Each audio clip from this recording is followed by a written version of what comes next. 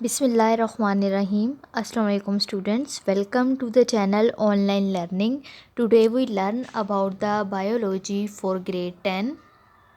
आज का हमारा टॉपिक है एडिक्टिव ड्रग्स। एडिक्टिव ड्रग्स क्या होती हैं?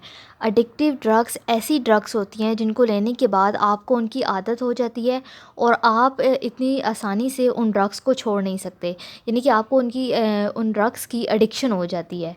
तो कोई भी ऐसी ड्रग्स जो जिनकी वजह से आपकी बॉडी में एडिक्शन हो रही है, आपको उन ड्रग्स की आदत हो रही है, तो ऐसी ड्रग्स को हम कहते हैं एडिक्टिव ड्रग्स।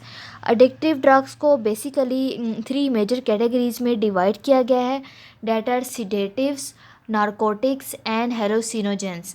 इसमें एग्जांपल है हमारे पास मैरिजुआना की। तो सबसे पहले हम देखते हैं सिडेटिव्स के बारे में कि सिडेटिव्स क्या होते हैं। सिडेटिव्स ऐसी ड्रग्स हैं जो कि जिनको लेने के बाद ये ड्रग्स जब हमारी बॉडी के अंदर जाती हैं तो हमारी बॉडी में ये हमारे सेंट्रल नर्वस सिस्टम के साथ इंटरेक्शन करती हैं और जिसकी वजह से हमारी जो बॉडी की जो फंक्शनिंग होती है, बॉडी की जो एक्टिविटीज़ होती हैं वो ख़राब हो जाती हैं। तो सिडेटिव ड्रग्स लेने की वजह से हमें जो है वो चक्कर आने शुरू हो जाते हैं, हमारे ब्रेन की जो फंक्शनिंग है वो स्लो हो जाती है और हम जो है वो डिप्रेशन में हर वक्त रहते हैं। तो अगर हम सिडेटिव ड्रग्स को ज़्यादा लॉन्ग टर्म के लिए यूज़ करेंगे तो हमारे अंदर जो है सुसाइडल थॉट्स भी पैदा होंगी, यानी कि हमें ये ख्याल आएगा कि हमें अब जो है वो सुसाइड कर लेनी चाहिए।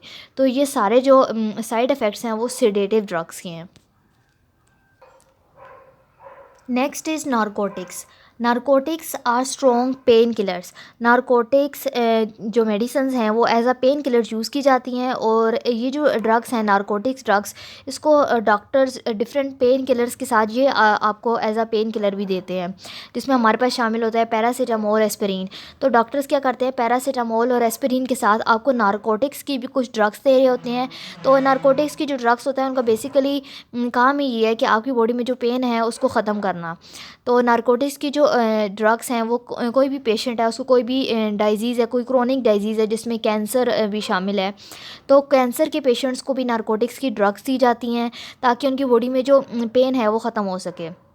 इसके अलावा आपकी बॉडी में कोई ऑपरेशन हुआ है, आपकी बॉडी के किसी भी पार्ट का ऑपरेशन हुआ है, तो उस ऑपरेशन के बाद जो आपकी बॉडी में पेन होता है उस पेन को ख़त्म करने के लिए भी नारकोटिक्स को यूज़ किया जाता है।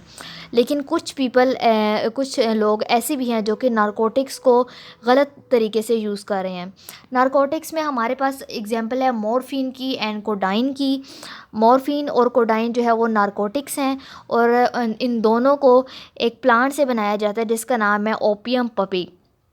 मॉर्फिन क्या करती है, मॉर्फिन जो है वो डायरेक्टली हमारे जो सेंट्रल नर्वस सिस्टम है उसके ऊपर एक्ट करती है। तो जब हमारे सेंट्रल नर्वस सिस्टम के ऊपर ये रिएक्शन करती है तो हमारी बॉडी में जो पेन होता है वो ख़त्म हो जाता है। मॉर्फिन के अंदर हाई पोटेंशियल है कि वो हमारी बॉडी में एडिक्शन काज कर देता है, यानी कि अगर आप मॉर्फिन लेना शुरू कर दें तो आपको उसकी एडिक्शन हो जाएगी, आपको आदत हो जाएगी, आपको उसको छोड़ना मुश्किल हो जाएगा। इसके अलावा एक और नारकोटिक है जिसको गलत तौर पे यूज़ किया जाता है, उसका नाम है हीरोइन। हीरोइन एक सेमी सिंथेटिक ड्रग है जिसको मॉर्फिन से ही बनाया जाता है और हीरोइन क्या करती है, हमारे सेंट्रल नर्वस सिस्टम के ऊपर इफ़ेक्ट करती है, जिसमें आपको बिल्कुल भी समझ नहीं आ रही होती कि आपके अंदर क्या हो रहा है, यानी कि आपको चक्कर वगैरह आते हैं और आपको बिल्कुल भी आपका जो इन्वायरमेंट है, इन्वायरमेंट में क्या हो रहा है आपको बिल्कुल भी कोई भी चीज़ जो है वो समझ नहीं आती। बहुत से वेस्टर्न कंट्रीज़ हैं जिसमें हीरोइन को प्रिस्क्राइब किया जाता है एनाल्गेसिक के तौर पे। हीरोइन का दूसरा नाम है डायमॉर्फिन। हीरोइन को आप यूज़ करते हैं डिफरेंट पर्पसेस के लिए भी हीरोइन को यूज़ किया जा सकता है, यानी कि आपकी बॉडी में कोई पेन है, कोई एक्यूट पेन है, उसके ट्रीटमेंट के लिए यूज़ कर सकते हैं। फॉर एग्ज़ाम्पल आप किसी भी फिज़िकल ट्रॉमा से गुजरे हैं, आपको कोई एक्सीडेंट वगैरह हुआ है, तो एक्सीडेंट के बाद आपकी बॉडी में जो पेन होगा उसको ख़त्म करने के लिए भी आप हीरोइन को यूज़ कर सकते हैं। मायोकार्डियल इन्फार्क्शन यानी आपको हार्ट का कोई प्रॉब्लम है उसके लिए भी यूज़ किया जा सकता है। इसके अलावा पोस्ट सर्जिकल पेन जो होता है कि आपकी कोई सर्जरी हुई है और सर्जरी के बाद आपकी बॉडी में कोई पेन्स हैं तो उन पेन्स को ख़त्म करने के लिए भी आप हीरोइन को यूज़ कर सकते हैं। Next is हेलोसिनोजेंस। Hallucinogens are the drugs that cause changes in perception, thought, emotion and consciousness. Hallucinogens ऐसी ड्रग्स होती है जिनको लेने के बाद आपकी परसेप्शन, आपकी सोच, आपके इमोशंस और आपकी कॉन्शियसनेस सब कुछ चेंज हो जाता है। तो हेलोसिनोजेंस को बेसिकली टू ग्रुप्स में डिवाइड किया गया है, that is mescaline and पिसिलोकिन। Mescaline की अगर हम बात करें तो मेस्कलीन को एक कैक्टस से बनाया जाता है, इसी तरह से पिसिलोकिन को एक मशरूम से बनाया जाता है। फिजियोलॉजिकली हेलोसिनोजेंस हमारे जो सिंपैथेटिक नर्वस सिस्टम होता है उसको इफ़ेक्ट करता है। तो जब आप हेलोसिनोजेंस ड्रग्स लेते हैं तो आपका जो प्यूपल होता है, आपकी आइज़ के अंदर जो प्यूपल होता है वो डायलेट कर देता है, फैल जाता है। इसके अलावा हेलोसिनोजेंस लेने से जो आपकी जो बॉडी में आर्टरीज़ होती हैं जिसमें ब्लड की सप्लाई हो रही होती है, तो आर्टरीज़ के अंदर कॉन्स्ट्रिक्शन हो जाती है, यानी कि वो तंग हो जाती हैं, और जिससे क्या होता है कि आपका जो ब्लड प्रेशर है वो ज़्यादा हो जाता है। हेलुसिनेशन क्या होती है? हेलुसिनेशन वो परसेप्शन होती है जिसकी रियलिटी कोई भी रियलिटी नहीं होती, लेकिन आपको लग रहा होता है कि ये रियल है, यानी कि आपको देखने में वो लग रहा होता है कि ये सब कुछ रियल है, लेकिन असल में वो चीज़ नहीं होती। तो इस टर्म को हम कहते हैं हेलुसिनेशन। नेक्स्ट इज़ मैरिजोना, जिसका नाम है हशीश। तो मैरिजोना हशीश भी एक हेलुसिनोजन है जिसको स्मोक किया जाता है। तो मैरिजोना को एक प्लांट से हासिल किया जाता है जिसका नाम है मैरिजोना प्लांट, और इसका साइंटिफिक नेम है cannabis sativa and cannabis indica.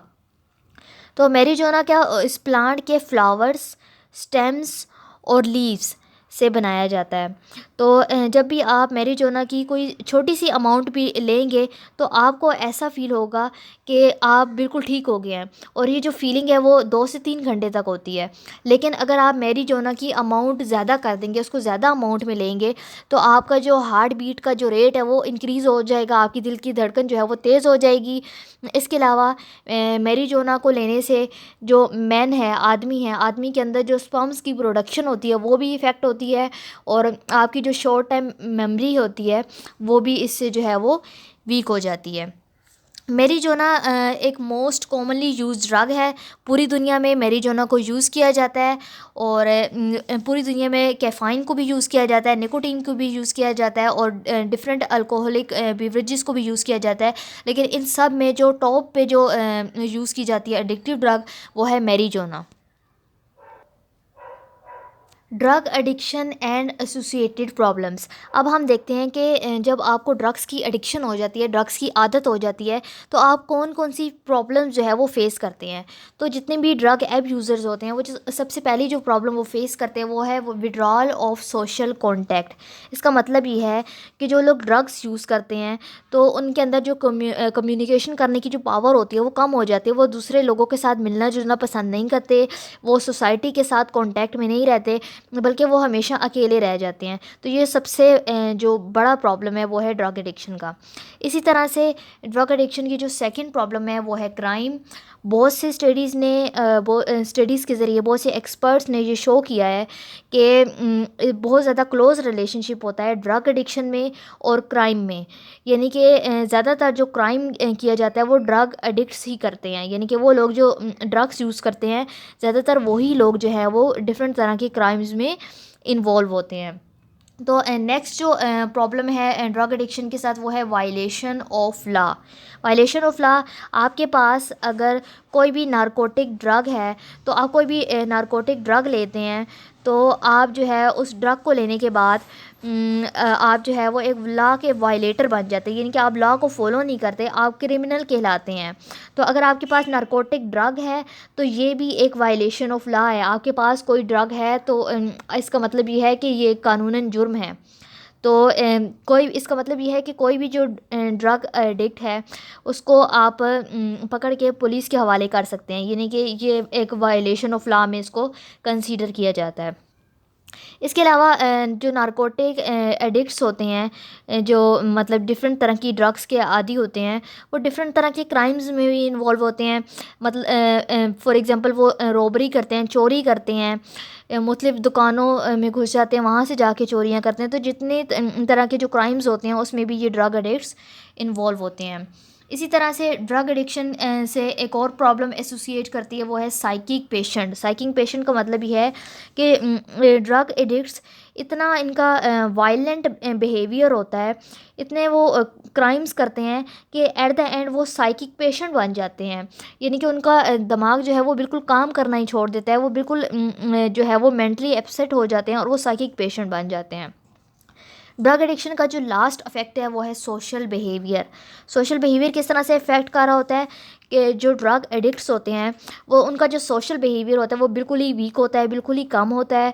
इसका इसकी रीज़न क्या है, क्योंकि वो सोशल स्टिग्मा को फेस कर रहे होते हैं। सोशल स्टिग्मा क्या होती है? सोशल स्टिग्मा का मतलब ये है कि सोसाइटी, लोग ड्रग एडिक्ट्स को यानी कि ड्रग एडिक्शन के जो लोग आदी होते हैं उन लोगों को सोसाइटी जो है वो पसंद नहीं करती। तो इस वजह से सोसाइटी के ऐसे लोगों के करीब भी नहीं जाती, उनके साथ कोई रिलेशन भी नहीं रखना चाहता। तो जिसकी वजह से उसके रीज़न क्या है, क्योंकि जो ड्रग एडिक्ट्स होते हैं उनका बिल्कुल ही अनप्रिडिक्टेबल बिहेवियर होता है, उनका कोई ऐसा बिहेवियर होता है जो किसी ने सोचा भी नहीं होता। तो यही रीज़न है कि सोसाइटी जो है ऐसे लोगों को पसंद नहीं करती, जिसकी वजह से वो सोशली तौर पे बिल्कुल ही अकेले रह जाते हैं। I hope students you have gained the concept of addictive drugs. If you like my video, kindly subscribe my channel. Allah Hafiz.